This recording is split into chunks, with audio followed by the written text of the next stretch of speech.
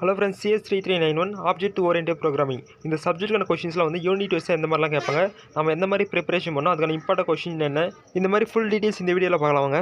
First unit 2க்கான important question பற்றி பார்த்தோம்னா, இந்த ஃபஸ்ட் கொஸ்டின் பாருங்கள், இன்ஹெரிட்டன்ஸ். இதோட definition, Java program and types with எக்ஸாம்பிளோட கேட்பாங்க.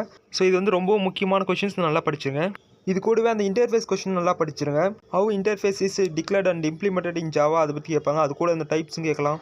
மெயினாக இந்த யூனிட் 2லேருந்து இந்த ஃபஸ்ட்டு 2 கொஸ்டின்லேருந்து ஒரு கொஸ்டின் கன்ஃபார்மாக எப்போவுமே கேட்பாங்க. ஸோ ஃபஸ்ட்டு இந்த 2 கொஸ்டின் படிச்சுட்டு அதுக்கப்புறம் அந்த 3வது 4வது 5வது கொஸ்டின் வந்து பார்த்துங்க.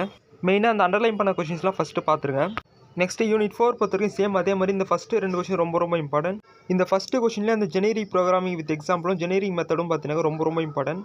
ஸோ இந்த கொஸ்டின் நல்லா படிச்சுட்டு அப்புறம் அந்த ஸ்ட்ரிங்கில் வர classes, Java building, string function with எக்ஸாம்பிளோட கேட்பாங்க. அதே மாதிரி அந்த ஸ்ட்ரிங் ஹேண்ட்லிங் மெத்தட்ஸ் நல்லா பார்த்துங்க.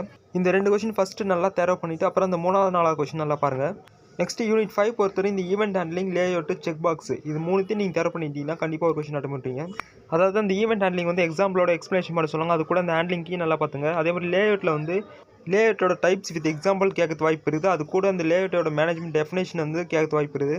அப்புறம் அந்த செக் பாக்ஸ் பேஸ் பண்ணி அந்த ஜாவா ப்ரோக்ராம் வந்து கோட் பண்ண சொல்லுவாங்க. ஸோ ஃபஸ்ட்டு இந்த 3 கொஸ்டின் நல்லா தேர்வு பண்ணிவிட்டு 4வது கொஸ்டின் படிக்க வேண்டிய அவசியம் இல்லை. பட் இருந்தாலும் டைம் இருந்தால் 4வது கொஸ்டின் சேர்த்து பார்த்துங்க. சேம் அதே மாதிரி இந்த யூனிட் 1 பொறுத்த வரைக்கும் இந்த ஃபஸ்ட்டு 2 கொஸ்டின் நல்லா தேர்வு பண்ணிக்கங்க. அதுக்கப்புறம் இந்த 3வது கொஸ்டினில் அந்த டேட்டா டைப்ஸ், வேரியபிள், அரே, இதுலேருந்து ஒரு கொஸ்டின் கேட்க வாய்ப்பு இருக்குது. ஸோ நான் அதையும் நல்லா படிச்சிங்க. இல்லை அந்த 4வது கொஸ்டின் பாருங்கள், அந்த ஊப்போட ஃபீச்சர்ஸ் வந்து 2 மார்க்லையும் கேட்க வாய்ப்பு இருக்குது. அதே மாதிரி 8 மார்க்கும் கேட்க வாய்ப்பு இருக்குது. ஜஸ்ட் இந்த கொஸ்டின் வந்து கடைசியாக ஒரு கிளான்ஸ் பார்த்துங்க போதும். நெக்ஸ்ட் யூனிட் 3ல் வந்து இந்த எக்ஸப்ஷன் ஹேண்ட்லிங்கும் மல்டி த்ரெட்டிங்கும் அதே மாதிரி இந்த கடைசியாக இந்த 3வது கொஸ்டின் வந்து எக்ஸ்ட்ரா கொடுத்துருக்கேன். இது வந்து கேட்க வாய்ப்பு இருக்குது. இதுலேயே வந்து அந்த சஸ்பெண்டிங், ரெசியூமிங், இந்த டாபிக்ஸ்லாம் வந்து டெஃபினேஷன் வந்து 2 மார்க்காகவும் கேட்க வாய்ப்பு இருக்குது. இது எல்லாமே சேர்ந்து 8 மார்க்கும் கேட்க வாய்ப்பு இருக்குது. ஸோ இது எக்ஸ்ட்ரா பார்த்துங்க.